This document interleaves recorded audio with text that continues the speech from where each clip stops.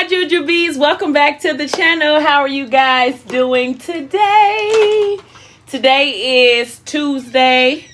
Happy Tuesday, guys. If you are new here, please don't forget to like, share, comment, and subscribe. I would be so excited if you did. I wasn't hungry today, guys. But I know I wanted to get this video out to you guys. So I decided that I was going to try some Starbucks. Now, here's the disclaimer. I've never had Starbucks a day before in my life. I'm not a Starbucks drinker. I'm not even a coffee drinker. I drink hot chocolate when it's real cold outside, and that's probably about all you're going to get out of me. But I'm going to just try today. These are 2 drinks that I saw some other YouTubers doing, so this is what we're going to do.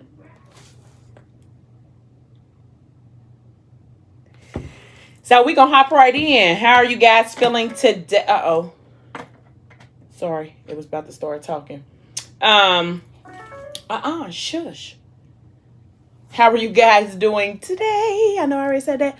So this one is called a cookie crumble. Stop. Oh, because I got it upside down on the buttons. Okay, y'all. Because I was like, what is going on? This one is called a cookie crumble mocha frappuccino. And this one is called a strawberry funnel cake something. So I'm gonna try this one first. I think I'm not gonna like this one as much as I like this one.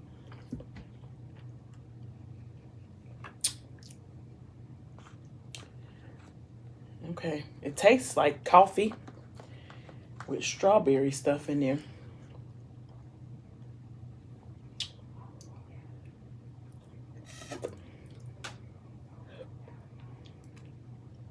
It's got these little crunch things on the top. That's what I wanted to taste.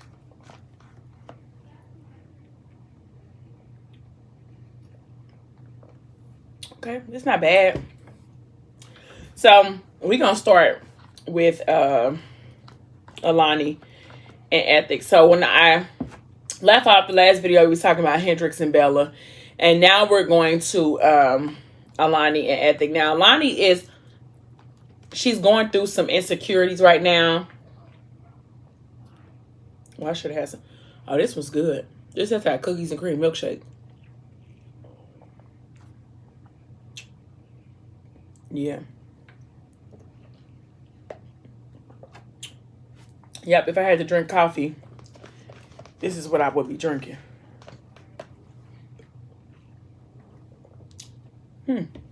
Okay, so if you drink Starbucks and you're looking for something new to drink, you try either one of these. This is a cookie crumble frappuccino, and this is a that is disrespectful. And this is a strawberry funnel cake frappuccino. I feel like I'm finna be wired, but okay. So Alani is going through I don't know if I should close this because I feel like it's real bright behind me, y'all. She's going through a real bad case of insecurity right now. She's pregnant. You know, the man that she loves and who she always interacts with romantically and has grown-up time, he hasn't initiated it in months, okay? So she asked him the other night, was he cheating on her? He like, girl, like, get on up out of here. Like, you know, that's not what we do. You know, I'm not cheating on you. You know, we not even that. Those type of people that's not our relationship. That's not going to be the struggle in our relationship. And the problem is Alani hasn't realized that Ethic already carries all of the pain that he has already caused her. Like, he has caused her a world of pain. And so for him to just, the book even says it like this, like for him to even be unfaithful to her is like cruel. Like, you done already caused her the greatest pain of her entire living life. And not only did you cause her pain, but then she experienced more pain with love. Like, I don't think that he would even go out of his way to cause any more pain to her, but she don't see it that way because Alani is so used to people, you know, not coming through for her or causing her hurt. She expects the worst. She embraces the best, but she expects the worst. Like, she just always be waiting on something to crumble or something to go bad. So, she was like, he said everything that she needed. He didn't say anything that she needed him to say. All she wanted to hear him say was, Alani, I'm not cheating on you. But he didn't say that. He gave her a whole breakdown of what type of relationship they was and what type of relationship they wasn't going to be. Like, boy, just say yes or no at this point, because that's what she was really looking for. So now she's like laying in the bed because she can't sleep. She feels some type of way for accusing him of cheating, but at the same time, she don't have anybody to validate her feelings, to tell her like, yes, this is a genuine feeling, you should feel like this, or no, baby, you reaching. She don't have nobody to say that. And like I said, when she brought it up to him the night before, he was like, yeah, that ain't us. We not even finna have this discussion. So he basically chewed her up and spit her out before they even got a chance to even have the discussion. So she talks about how perfect of a man he really is, and how he must be some type of super Negro because he never messes up. Like, he never does anything wrong. He always on his P's and Q's. Like, either he too good or he just really is innocent.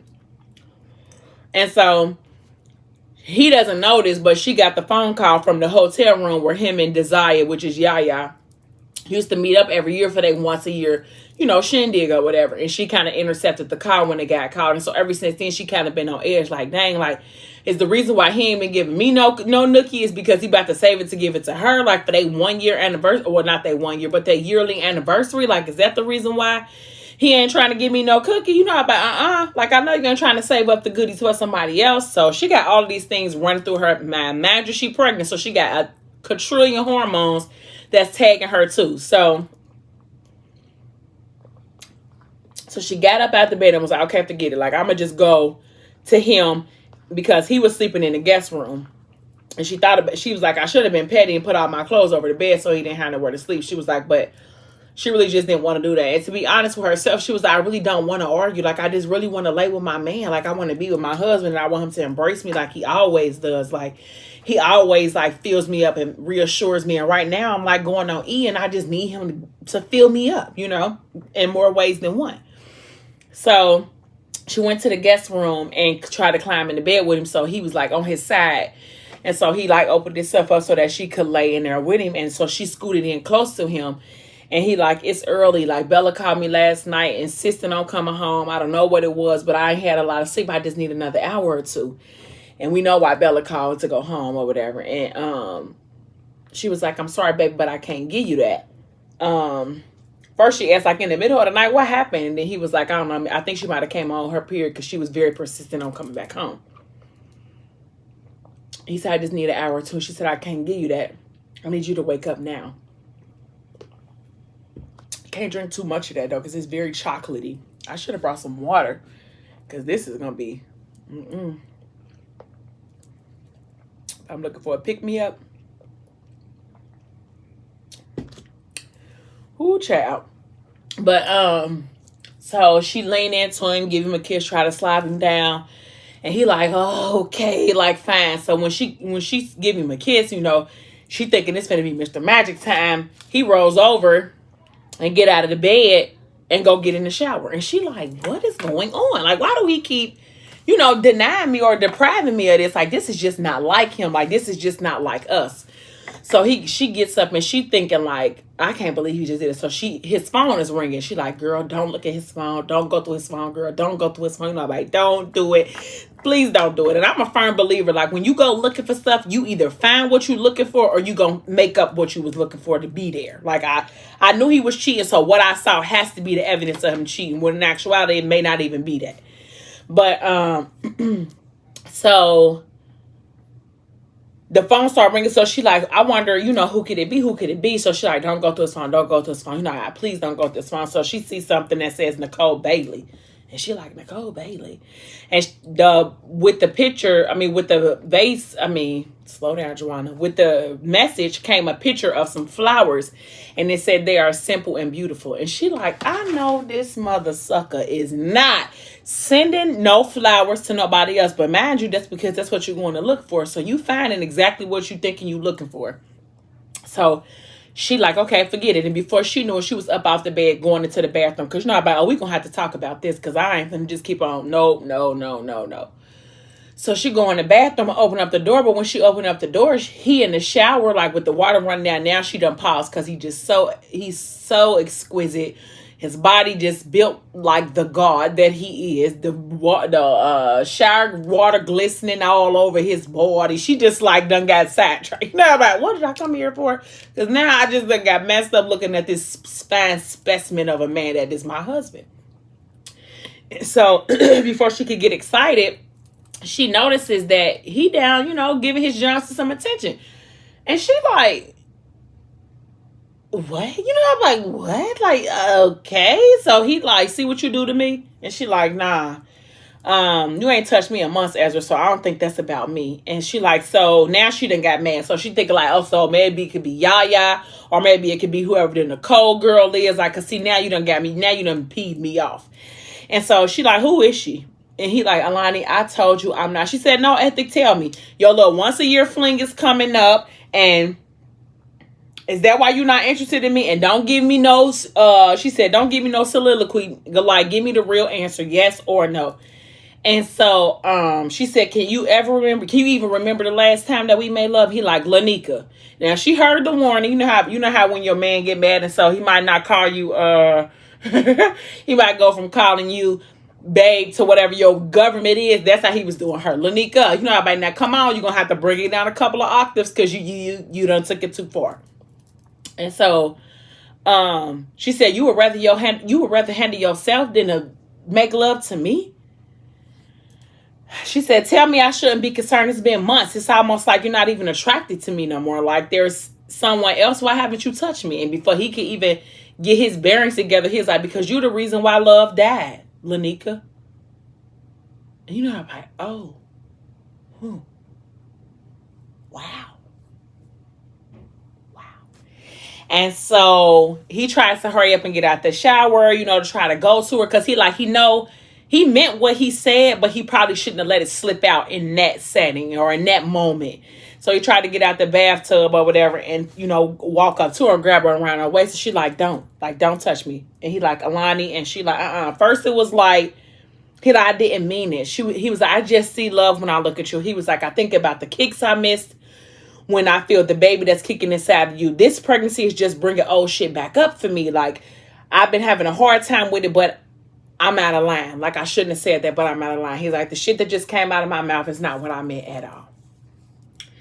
And so she trying to catch her breath because now her emotions is all over the place. Because, mind you, she always was able to weaponize what he did to Kenzie in their situation. She was always able to throw that up to him. Like, they would be doing so good, and then she would bring up something about him, being the one that killed Kenzie, or they would be going so far, they'd be in the heat of the discussion, and she would be like, well, you could have been a gentleman. Where was the gentleman at when I needed you to save my daughter? Like, she'll do stuff like that.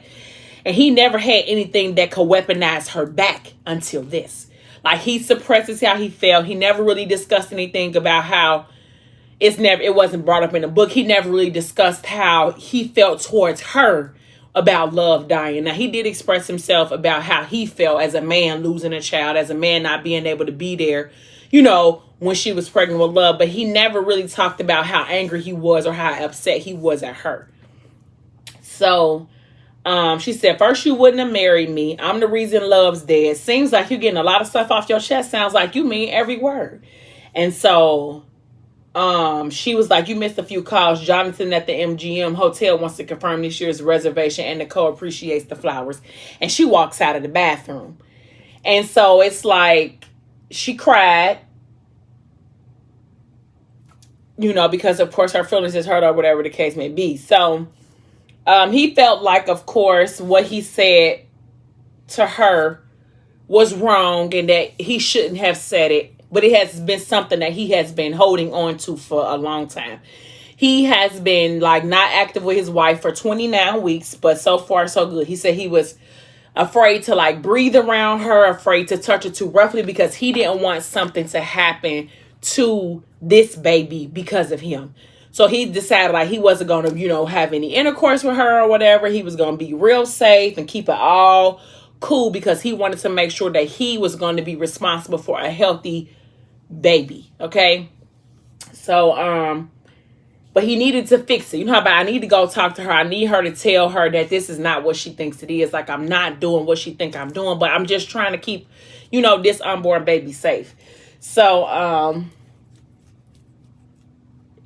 he said that when he picked his phone up, he noticed that Alani had checked his phone, which is something that they never really had to do. Like, they never really went back and forth with the invasion of privacy because it was no secrets with them. Like, it is what it was. And he was more annoyed with himself that he had even left room for her to feel like she feels by not addressing the way that he felt. So him trying to bottle up, you know, the feelings that he had about her being pregnant, the feelings that he had about love and her being involved has turned into doubt for his wife, and that just don't sit well with a man. Okay, so he said that, you know, it was his fault because of course their love language is affection and, you know, touch and physical intimacy with each other. That's how they started their situation. So for him to deprive her of those things is like louder than anything else in the world. So he said it was an honor or whatever to be with Alani, and Alani was his heaven, and he hadn't been able to touch her in months. He understood why she thought that he was unfaithful. He thought he had loved her enough, though, to know that he would never cheat. But when a woman is insecure, or when she has doubts already about the fact that, do she even deserve a man like you, those things are easy to creep back up into your mind, especially for like Alani, because she already feels like out of all the bad bitches he was with, why did he choose me? You know what I'm saying? So she has those doubts already, and of course he tried to reassure him, and of course she won the prize, so to speak. But I'm sure, and I know she struggles with, like, why did he pick me? You know, am I really worthy of this, or whatever the case may be? So he goes into the kitchen, and he's like, "Good morning, Dad." He like, "Morning, big man." He kissed him at the top of his head, and then he kissed Mo on the cheek. And then he signs to Yara, "Pop Pop loves you." And she said, "I love you." And Pop Pop loves you too. He said that to Alani. And she turned away, ignoring him. Because you know how about, because And so he said, Alani said, "We need to talk about you switching schools, Bella. Why do you want to?" And she said, "Because my friends go to that school, and if Betty can help it keep it open, I think we should." And so Morgan was like, "B, like, Northwestern is in the middle of the hood, B. Like, I don't know if you ready for that." And then Bella said, "And what's wrong with that? Nanny lives in the middle of the neighborhood. You don't have to be the matriarch, Bella." Ethics said, "It's not your responsibility to fix this for anyone." And she said, "It's all of our responsibility, no?" Now, mind you, Alani been teaching them about being a part of a community that they're not a part of, speaking up for people who you love. Like, so this to her is like, I'm doing my due diligence. So, excuse me. Thank you, because I know somebody said bless you. But he said, "Yeah, B, it is our responsibility." But Mo's right. It's a rough school. You aren't rough. She was like, "I ain't scared either." I said, "I know that's right, B." And she said, "It's not a big deal. At least the kids at Northwestern will look like me." It couldn't hurt, Alani said. She spent most of her life in private school. Nothing wrong with a little balance. And he said, "I won't sacrifice the safety to say I gave my daughter. I won't sacrifice the safety of my daughter to say that I gave her a little balance." And Alani said, "Our daughter?" No, that's, and just like that, Ethic wanted to get his wife the business. You know, I'm like, "Come on upstairs. Just come on. Let me get it to you real quick." He wanted to say he was sorry, take the whole fight back, because she was the nucleus that held him together. He had forgotten, but he had allowed overthinking to switch their routine. And because she said, "I wouldn't sacrifice her safety either, Ezra, but that could stand to be they could stand to be in a learning environment where they aren't the token black kids." I can handle it, Daddy. That's Bella. "What about Easy?" Morgan asked. "Just because Bella wants to switch schools doesn't mean he should. Raven wouldn't want that, Ethic. And my daddy gave us the best. She would have sent him to private school his entire life." And Ethic froze, like staring at Morgan before he gave a chance to give it to Alani, because even though Morgan is technically his Easy's aunt, she was raised like his sister. And I get her saying what Raven would have liked, but in the most gentlest terms, Raven is no longer here to raise Easy. Like, her wishes, I'm sure, would be considered, but she's not here to raise Easy. Like, and even you having the best schools, going to private schools and everything like that, it doesn't necessarily mean that you're going to come out on top. You know what I'm saying? But, so, she said, and we want to honor what she would have wanted, Mo, but we do. But the right decision isn't always obvious in parenthood. Easy goes to the most expensive elementary academy in Michigan. Morgan defended. It's not always about money, Mo. Ethics said, we want this to be a family discussion. You represent Ravensbolt. We hear you. We love you. But ultimately, Alani and I will decide. And I like that. That's what Ethics said. Because a lot of times you just let Morgan get away with anything. So she said, and I respect the both of you. I love you both too. And you know it took me a while to get there. So I'm not trying to be difficult. But... And Ethan said, what about me? Do I get a vote? Like, I'm the one who got to change schools. And so the entire family kind of was like, well, duh. Like, let's be quiet and hear him out. So he said, I like my school. I have friends there, but sometimes I wish my skin was like theirs. And so him saying that was kind of like a gut punch to Ethic. Because he's like, what you mean? Like, you know, you as a black man, he want his son to be proud of his blackness, you know, and be... proud to be a black little boy, you know, but in some kind of way, Ethic feel like he done lost his way so much that his son doesn't even know or is not even comfortable in his own skin. So he like, oh no, son. He like, you don't want to beat out the kids at your school. Your skin is powerful. Like, big man, it's resilient, it's strong. You got the blood of 1,000 warriors. In the tone of your skin. Easy, 1,000 kings. All these little kids at your school take from the culture you were born into. They try hard to pretend to be who you are. Do you understand me? Because I can only imagine having a black daughter and her telling me that she want to be the skin color of the people. I would be like, what? You know what I mean? Like, what do you mean? Like, you got to be proud to be who you are. You know what I mean? Like he said, a lot of people try to be us, you know, and then they try to take credit for something that we done had and invented for years and years and years. Like, they trying to make our stuff popular. Like, it ain't something we've been doing, but I'm gonna let that go. But that's what you know what I mean? So, he just said, it just seems like they way cooler. Alani was like, he's switching schools. Fuck those kids. Fuck that school. It's no longer a discussion. He's changing school because, you know, she don't play about Easy and about him feeling inferior or whatever to somebody else. Nope, get him on up out of there. I don't care nothing about that. He gotta go. So, and Morgan was like, immediately, like, get him on up out of there. So, come on, Easy. I'm gonna take you on the Twins for frozen yogurt. I feel like spending a little time with you. It sound like a plan? He like, yeah, Mo, that's the plan. So now Easy, he out. He ain't going to the school no more either. So, Morgan told Ethic, like, I got him. You'll figure this out. We'll be back later when you get some time. I have something to tell you. And I think she's supposed to be trying to tell him that she engaged. And so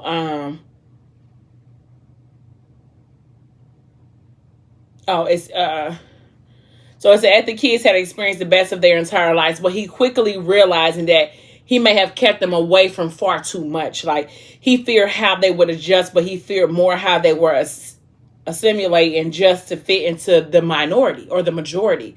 Ethic couldn't shelter them forever, and that part terrified him. So, Bella, now I'm going to go through Bella's real fast. So, Bella was basically at home, kind of like replaying what happened between her and Henny. And, you know, touching the necklace around her neck because now she feels like maybe she should have, you know, gone all the way. And then she like, maybe I shouldn't have. She confused because she really don't know. And Bella young, she 15, exploring her body on her own. And having a man explore your body is two different experiences. As us women, we all know that.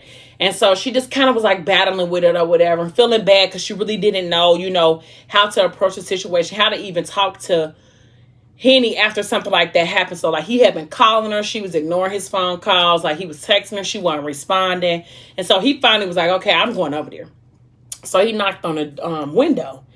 And she like jumped to her skin. So she like, what are you doing here? He like, you're not answering my calls, book. I'm sorry about last night. I got carried away. She said, if I wanted to talk to you, I would have answered my phone. He like, I know, but I had to see you. Like, it felt like I did something wrong. Like, I didn't want your pops to. She said, so you here because you was worried about what my daddy was going to think or because you was worried about me? And he like, both. You know, he'd be like, both, B. And so she said, get out of my room, Henny. And so he like, B, I just want to apologize. And she like, get out of my room. And before she could get herself together, she pushed him. So now he done fell out the window, back out the window, down hurt his arm or whatever. And he like, oh shit. And she like, oh shit. You know, I'm like, oh my God. And so she's like, are you okay? And he like, what the fuck? B like, damn, you know, I'm like, why would you push me out the window? And she like, are you okay? And he like, yeah, man. She said, good, now go home. And he like, Bug, I'm sorry. Like, I'm sorry. I just want to talk to you for a minute. he begging her over there. She trying to close the door. And he like, nah. And so they both standing there. And he hear like, nah, talk to me. It's Ethic downstairs. So now Ethic done call him outside. Done fell from the window. Now Bella is like, oh my God. Like now I'm really about to get in trouble because it looked like he was sneaking out my window. And he like, downstairs, Bella. You know, I'm like, Jesus Christ. So she go downstairs. She like, yes, sir. You know, I'm like, oh, I'm cold. Like, I'm cold. So she go downstairs and she like, go sit on the couch. And now Henny coming in. So she like, sit down, little girl. This is Alani. And she's like, I'm so sorry. Are you? So, but she they tell her to sit down. Henny come in. She run over to him on the couch to make sure he okay. Like, oh my God, I'm so sorry. Are you okay? She like, over there. Ethic like, over there. Sit on the other side. Now, mind you, she done pushed the little boy out the window, okay? He done hurt his arm, scraped himself up. Her daddy is like, what is he even doing in your window? Alani like, you got me messed up, little girl. Like, y'all not about to have like, You know, I'm like, this is just too much. And so she goes to sit next to him on the couch. And Ethic was like, no, you need to sit over there. And she was like, no, daddy, we did this together, so we need to talk about this together. He like, what do you mean? Like, what the fuck y'all mean? What did y'all do together? Like, what did y'all do together? Like, what are you talking about? What did y'all do together? He said, I told you what would happen if you disrespect me. Didn't I tell you? Like, didn't I tell you that? And she's like, Daddy, stop it. Stop. And Alani like, Bella, sit down. Go on and sit down. She said, a warning is a warning for a reason. This is the consequence. Like, he didn't already told him how it was going to go down if he overstepped his boundaries with you. And he overstepped his boundaries. So now he got to catch this fade, period. Like, and at this point, Henny grown. You know what I'm saying? So, like, now you got to see me. So, he said, I didn't. I was just here to apologize. I didn't. I swear to God. You know about, oh, Lord, I swear, please. Like, I didn't do what you think I did. And Ethic is in his mind, like, I'm finna go to jail. Like, they finna, these girls between Morgan and Bella, I'm out. Just come and get me, Mr. Officer, because I'm just finna go on to jail. And so, she like, Daddy, may I speak to you, please? He like, no. No. Talking about this little nigga climbing through the windows in my house. I want to talk to him. He said, get your ass in the basement. Daddy, please, no. Alani, she's like, why can't we just talk right here? Like, how come he just can't sit right here and we all could just hash this out? She's talking about, get your ass in the basement, Hendrix. That's Alani. So he go downstairs in the basement, and Alani tell him, like, don't worry about it. I got her, Ezra. And Ethic stood and took Henny downstairs by the back of his neck. So before they could get downstairs, Henny like, Mr. Okafor, like, nah, nope. He's talking about, so now you want to have some respect after you already been disrespectful. He said, this don't work like that. It don't work like that. He's talking about, what you quiet for? Start talking, Hendrix, and don't call me Mr. Okafor. Like, don't try to sweet talk me with your finessing ass. Like, don't do it. So, Henny was like, I respect you, Ethic. Like, I ain't never respected nobody. Like, not no teachers, not no niggas my mama used to mess with. Like, not a pastor, nobody. I just ain't care about what none of them had to say. He said, I respect you, though. He said, I ain't never really met nobody like you. You ain't a square. You came up like me. But now you out here living like a doctor or something. Like, you don't beat on your girl. Like, all your kids live with you and you smart, man. Like they got everything. He said, if I had a pops like you at Easy's age, and then he kind of like stopped talking. He like, but like, man, like, I just respect you, man. He like, but you fucked my daughter, no? And so he like, I didn't. You know what I mean? But I didn't. And Ethic's like, another lie. He said, and I'ma hurt you, kid. He said, did you my daughter? And he like, I'm in love with your daughter, man. I'm in love with your whole family. I wouldn't do that to Bella. Like, I wouldn't. I do that to 304s. Like, he said, I wouldn't touch her like that. He said, you smooth ass little Hendrix. You got an answer for everything. He like, I don't have an answer for nothing. He said, that's why I'm always around you. Like, man, to learn. He said, I'm trying to get my girl a house like this because you raising her at one. You set the bar too high, and if I don't reach her, I'm a loser. And so, he said, did you have relations with my daughter? You know what I mean? Because I don't want to hear none of this other stuff. He's talking about, no, but I wanted to. And I respect Henny for being a man and not lying. And because he could have lied. Him and Bella could have coerced the whole little story. But I appreciate Henny for coming over there, A, to apologize for her being uncomfortable, and for B, taking on Ethic one-on-one, because he gotta love the shiznai out of Bella for him to be facing Ethic head on. Because I'd have left. Like, I'm gonna go ahead and get up out of here because your daddy crazy. But he didn't. So, He said, I wanted to. We went a little too far. I went a little too far. I know that now because she won't talk to me.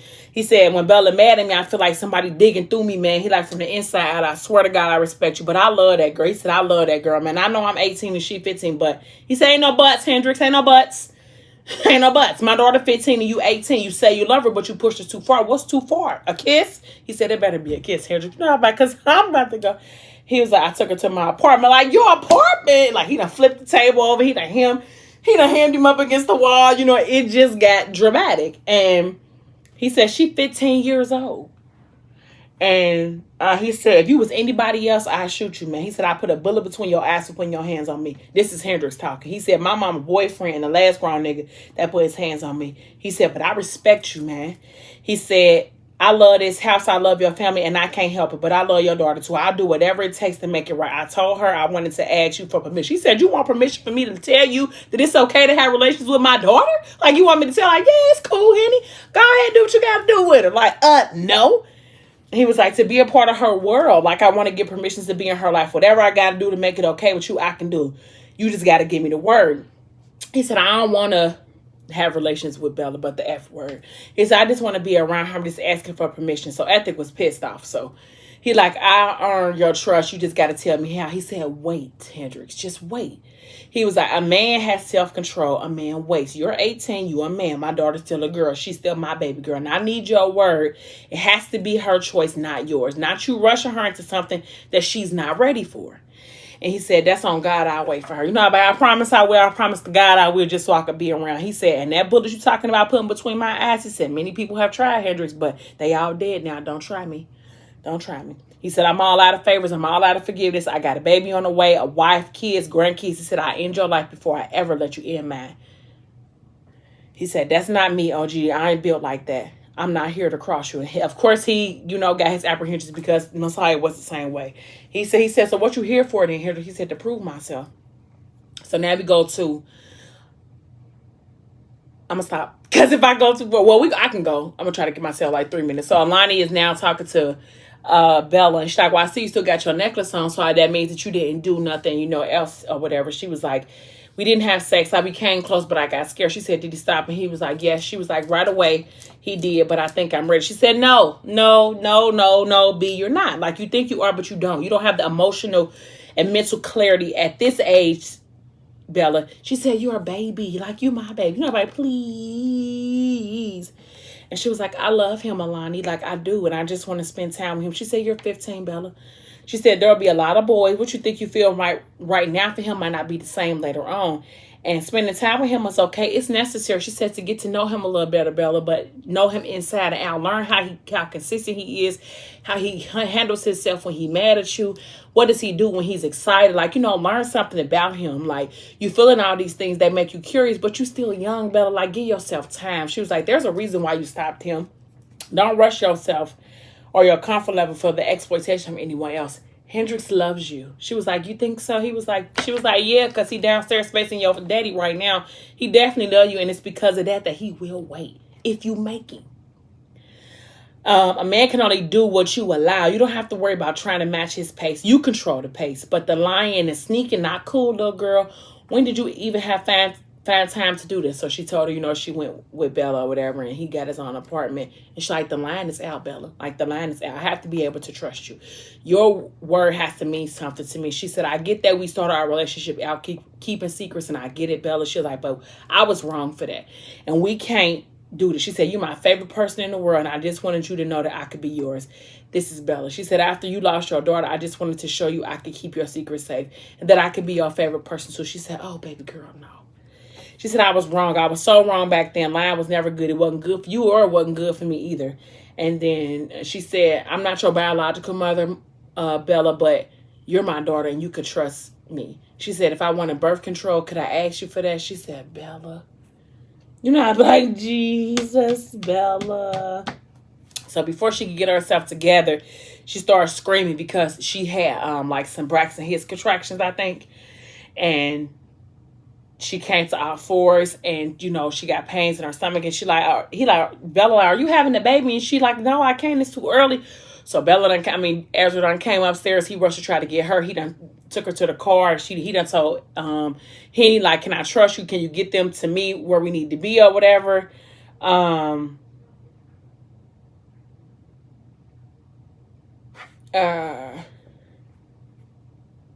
So he told Henny, like, take Bella and Ezra not easy to Susan Street while I take her to the hospital. He said, I call you when I know something, Bella.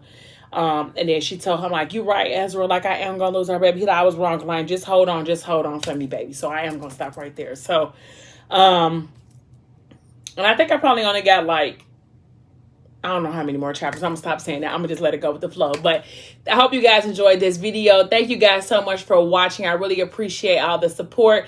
If you are new here, please don't forget to like, share, comment, and subscribe. I'll be so excited if you did. Also, don't forget to hit the notification bell so you can be notified every time I upload some new content.